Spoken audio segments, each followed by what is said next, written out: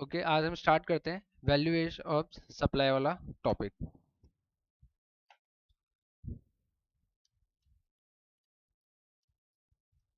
Value of supply. सबसे पहले value of supply से स्टार्ट करने से पहले जो सप्लाई होती है वो हम पहले ही पढ़ के आ चुके हैं, जो सेक्शन हमारा 7 था उसमें सप्लाई क्या होती है। बेसिकली वैल्यू ऑफ सप्लाई में चैप्टर में हम पढ़ने क्या वाले हैं कि जो भी हम टैक्स पे करते हैं, जीएसटी पे करते हैं, वो जिस अमाउंट पे पे होती है। जैसे आपने देखा है कि 1 लाख रुपीज अगर आप कुछ सामान खरीद के लेके आते हो, उसमें अगर प्लस 10% जीएसटी लगा हुआ है, तो ये वैल्यू 1 लाख आई कहाँ से है। बेसिकली हम ये इस चैप्टर में पढ़ने वाले हैं। ओके, तो सबसे पहले सेक्शन 15 सब सेक्शन 1 जो इस चैप्टर का है वो ये बताता है कि हम वैल्यू ऑफ सप्लाई अप्लाई हम कब कर पाते हैं। ये सेक्शन 15 सब सेक्शन 1 में बताता है। ये सेक्शन बोलता है अगर आप जो पार्टीज हैं आर अनरिलेटेड, अगर पार्टीज में आपस में कोई रिलेशन ना हो, तब हम सेक्शन 15 सबसेक्शन 1 अप्लाई कर सकते हैं। सबसेक्शन 1 जो ये बोलता है। सेकंड,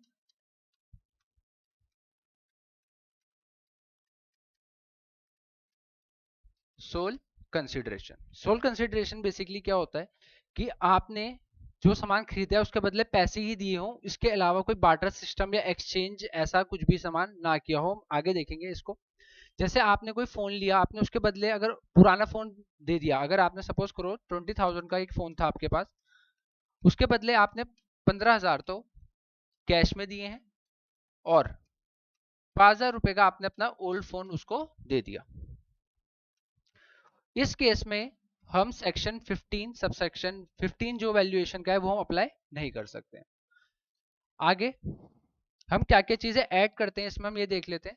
जो हमें बताता है section 15 subsection 2।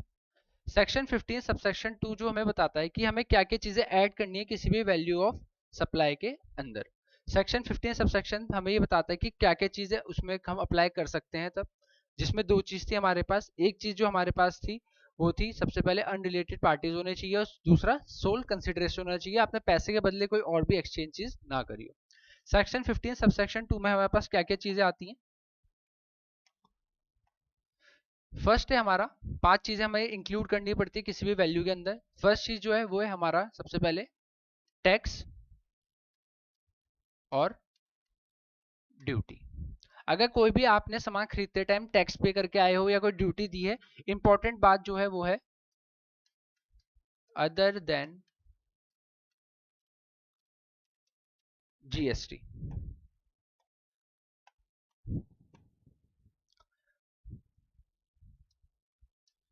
Other than GST, अगर आप कोई भी टैक्स पे करके आ रखे हो कोई भी जीएसटी के अलावा, तो वो आपकी वैल्यू में ऐड होगा। अगर जीएसटी पे किया है तो वो आपकी में वैल्यू में ऐड नहीं होता है। सेकंड चीज जो हमारे पास आती है वो आता है हमारे पास इंटरेस्ट लेट फीस। अगर आपने कोई भी इंटरेस्ट, अगर आपने कोई सामान लिया है उस पर कोई इंटरेस्ट पे कर रहे हैं, तो वो भी आप लोगों का वैल्यू ऑफ सप्लाई में आएगा। थर्ड हमारे पास आता है सब्सिडी। थर्ड हमारे पास आती है सब्सिडी, इंपॉर्टेंट जो है इसमें अदर देन सेंट्रल गवर्नमेंट या फिर स्टेट गवर्नमेंट। अगर आपको कोई सब्सिडी मिली है, वो सब्सिडी जो मिली है वो सेंट्रल गवर्नमेंट या स्टेट गवर्नमेंट के अलावा किसी और पर्सन ने दी है, या कंपनी ने दी है, फर्म ने दी है, कोई भी एनजीओ है उन्होंने दी है, तो सारी की सारी ऐड होगी। इंपॉर्टेंट चीज जो इसमें है ये है हमारा अदर देन गवर्नमेंट स्टेट या और आपकी स्टेट और सेंट्रल गवर्नमेंट। फाइन। फोर्थ हमारे पास जो इसमें आती है चीज वो आता है हमारे पास इंसिडेंटल एक्सपेंस। इंसिडेंटल एक्सपेंस क्या होते हैं बेसिकली हमारे, आप कहीं एक जगह से दूसरी जगह सामान लेके जा रहे हो, उसके बीच में आपने कोई भी एक्सपेंस इनकर किए हैं, हम एग्जांपल से समझ लेंगे जब इसको डिटेल में एक्सप्लेन करेंगे, वो आप लोग के वो भी एक्सपेंस इसमें ऐड होंगे। Last and final supplier obligation. Supplier obligation, supplier obligation paid by recipient. Obligation थी सप्लायर की, कोई ऐसा पैसा जो सप्लायर को देना चाहिए था, जो सामान बेच रहा है उसको देना चाहिए था, बट वो पैसा उसने ना देकर जिसने खरीदा है सामान उसने ही पे कर दिया, तो वो पैसा भी आप लोगों का सप्लाई के अंदर वैल्यूएशन के अंदर इंक्लूड होगा। अब इसको एक एक करके हम डिटेल में पढ़ लेते हैं क्या क्या चीजें हैं इसमें। सबसे पहले हम यहाँ डिटेल में एक्सप्लेन करते हैं tax and duty. Tax and duty में क्या आता है एग्जांपल से समझेंगे हम। सपोज करो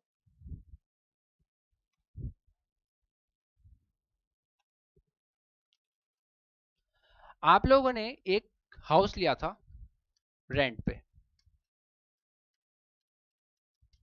से 20,000 पर मंथ।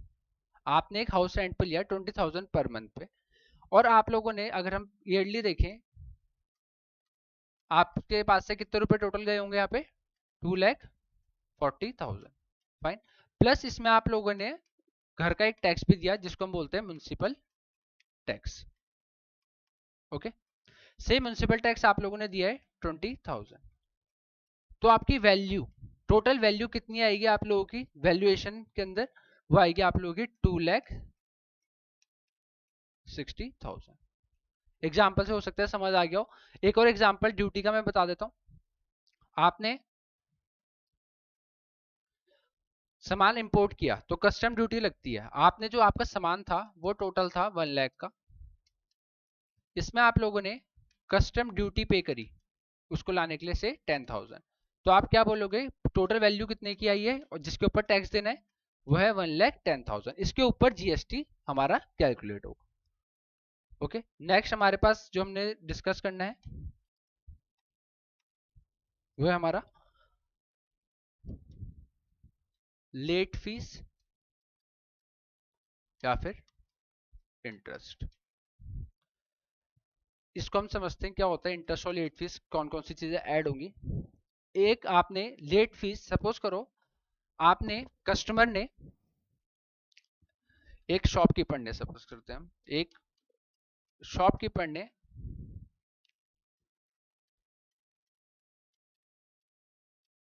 कस्टमर को कोई सामान सप्लाई किया है। शॉपकीपर ने सपोज करो कस्टमर को सामान सप्लाई किया है, गुड्स दिए होंगे, इसके बदले इसने इसको क्या दिया होगा कैश या फिर मनी। अगर कोई भी इस केस में सपोज करो 60 दिन का उसने टाइम दिया और उसने 60 दिन के अंदर वो पेमेंट नहीं करी, शॉपकीपर ने बोला कि आपको 10 लाख रुपीस देने हैं मुझे, उसको क्रेडिट पीरियड दिया है 60 दिन का कि आप मुझे 60 दिन के अंदर ये पैसा दे देना। अगर आपने नहीं दिया इसके बाद मैं आपसे 12% का इंटरेस्ट चार्ज करना स्टार्ट कर दूंगा। हो अब इस पर्सन ने अगर कस्टमर ने 60 दिन के अंदर अंदर दे दिया तो कोई दिक्कत ही नहीं है, बट 60 दिन के बाद उसने सपोज करो उसने 90 डेज के बाद दिया, उसने 90 डेज को दिया है तो उसको 30 दिन का इंटरेस्ट ऐड करना पड़ेगा उसमें। जब जो 30 दिन का इंटरेस्ट ऐड होगा वो जो इसने दिया होगा ये भी इसकी वैल्यू में ऐड हो जाएगा। तो मतलब 10 लाख प्लस जो भी इंटरेस्ट इसका आएगा वो ऐड करके जो आपके पास अमाउंट आएगी उसमें आपको जीएसटी कैलकुलेट करना पड़ेगा। ओके, यहाँ पे ये चीजें आ गई हैं। थर्ड हमारे पास था incidental expense. Incidental expense basically क्या है कि आपने स्टॉक का इंश्योरेंस कराया, आपका स्टॉक की जो वैल्यू थी वो थी 10 लाख रुपए, आपने कोई इंश्योरेंस कराया इसका से 50,000 रुपए का इसमें इंश्योरेंस लगा टोटल, या आपने कोई भी चीज इंसिडेंटल एक्सपेंस उस स्टॉक या उस चीज को कवर करने के लिए या उसको सेव करने के लिए जो भी एक्सपेंस लगा होगा, या एक जो एक्सपेंस का एक दूसरा एग्जांपल से आपको थोड़ा ज्यादा सही समझ आ जाएगा।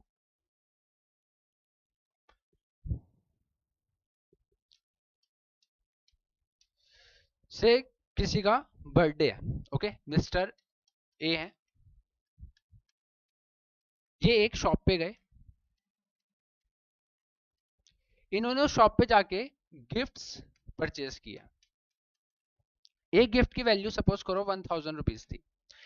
अब मिस्टर ए ने बोला जो ये गिफ्ट है मुझे इसको स्पेशल पैकिंग या स्पेशल रैपर में पैक करके मुझे चाहिए। जैसे आप स्वीट्स लेने जाते हो तो आपने स्पेसिफिकली एक बोला, जैसे शादियां होती हैं तो हम एक स्पेशल बॉक्स बनवाते हैं, नाम लिखा होता है, वैसे उसने बोला मुझे जो गिफ्ट है ये मुझे एक स्पेशल बॉक्स में चाहिए। तो शॉपकीपर ने बोला कि मैं इसमें आपसे से 100 रुपए एक्स्ट्रा चार्ज करूंगा उस बॉक्स के। फाइन। तो टोटल वैल्यू कितनी आई आपकी 1100 रुपए। अब जो जीएसटी कैलकुलेट होगा वो इस 1100 रुपए पे होगा। होप एग्जाम्पल से आप लोगों को समझ आ रहा हो सब। नेक्स्ट हमारे पास जो थर्ड चीज फोर्थ चीज आती है वो है हमारे पास सप्लायर ऑब्लिगेशन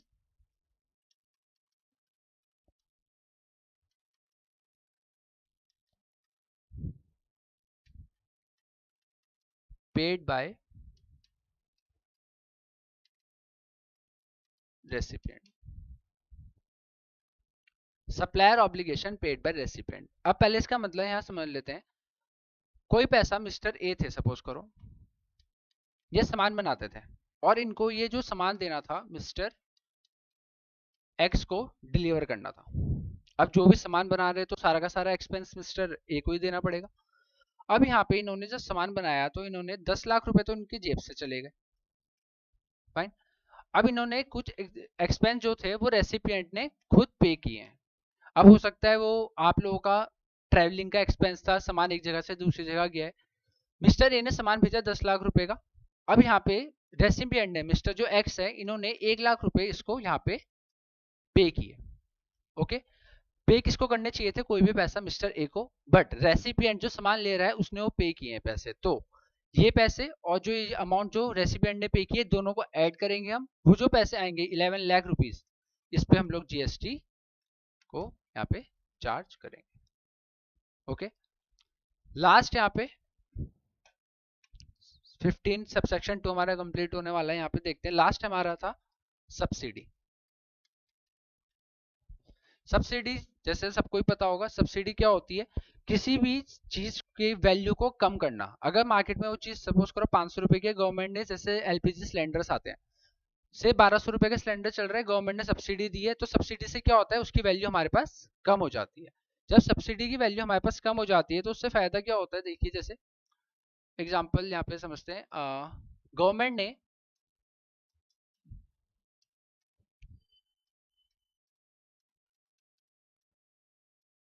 150 रुपए की सब्सिडी किसने, सेंट्रल गवर्नमेंट या फिर स्टेट गवर्नमेंट।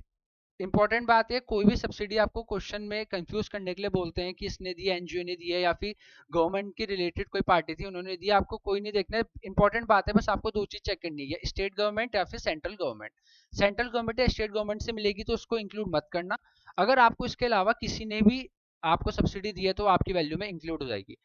500 रुपए की कोई चीज थी, गवर्नमेंट ने सब्सिडी दी आपको 150 रुपए की, तो आप जीएसटी कितने पे चार्ज करोगे, 350 पर। ओके, जीएसटी किस पे चार्ज होगा, 350 rupees per. Okay.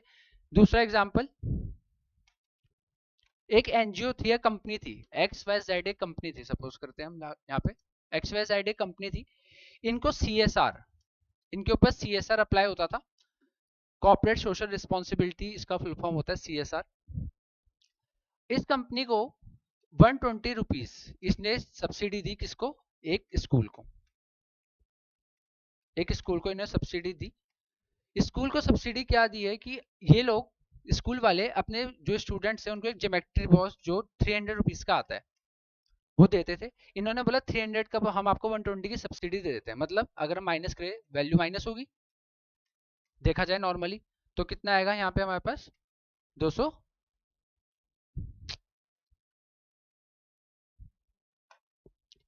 180 rupees. But ये सब्सिडी किससे मिली है हमें, कंपनी से, तो क्या माइनस होगी, ये माइनस नहीं होगी। तो हमारी जो वैल्यू है क्या आएगी, हम क्या वैल्यू मानेंगे जीएसटी के लिए, 300। ये हमारा 15 सबसेक्शन 2 ये बताता था कि क्या क्या चीजें इंक्लूड होनी है किसी भी वैल्यूएशन ऑफ सप्लाई के अंदर। नेक्स्ट जो हमारा है सेक्शन वो है सेक्शन 15 सबसेक्शन 3। ये बात करता है एक्सक्लूड की। क्या क्या चीजें ऐसी हैं जो एक्सक्लूड होंगी वैल्यूएशन ऑफ सप्लाई के अंदर, मतलब ये चीजें हैं जो हम एक्सक्लूड करेंगे, ऐड नहीं करेंगे वैल्यू ऑफ सप्लाई के अंदर।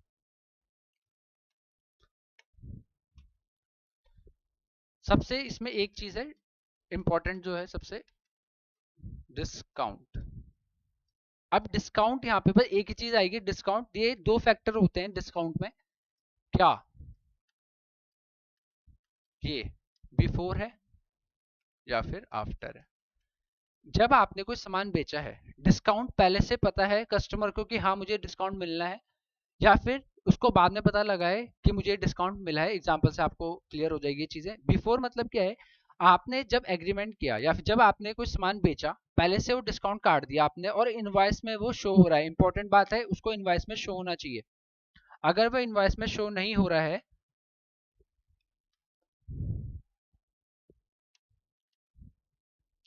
डिस्काउंट, हम पहले बात करते हैं बिफोर की। बिफोर में क्या होता है, आपको दो चीजें नोट करनी है। सबसे पहले, जब क्या उसने इनवॉइस में शो किया हुआ है डिस्काउंट। जब उसने इनवॉइस बनाया था अपना, उसने देखा है 10 लाख की आपने कोई गुड सप्लाई करी थी, उसने डिस्काउंट वहां पे लिखा हुआ है 1 लाख। अगर तो इसकी वैल्यू आ गई 9 लाख। अगर इसने स्पेसिफिकली इनवॉइस को डिस्काउंट में जो डिस्काउंट है इनवॉइस में शो कर रखा है, तो आप इसको माइनस कर सकते हो, कोई दिक्कत नहीं है। अब यहाँ सेकंड बात आती है, अगर इसने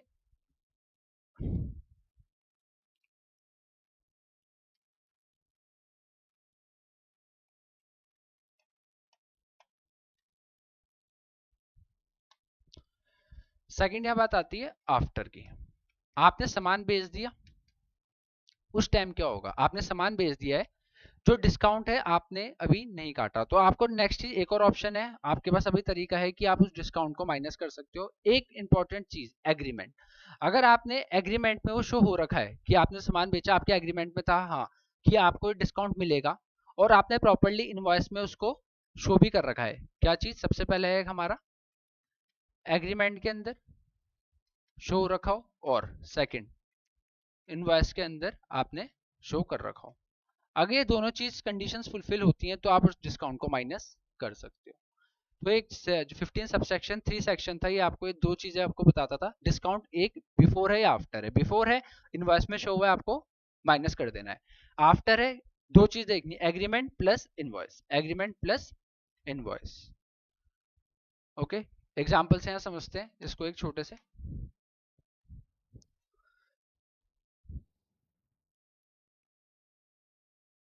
मिस्टर ए, मिस्टर ए है, उन्होंने अपने कस्टमर को 90 डेज का एक टाइम पीरियड दे रखा है कि आप मुझे 90 डेज बाद पैसे दे सकते हैं। ओके, अब यहाँ पे अब डिस्काउंट, अगर 90 डेज के अंदर अंदर इन्होंने जिसने पैसे दे दिए तो मैं आपको 15% का एक डिस्काउंट दे दूंगा।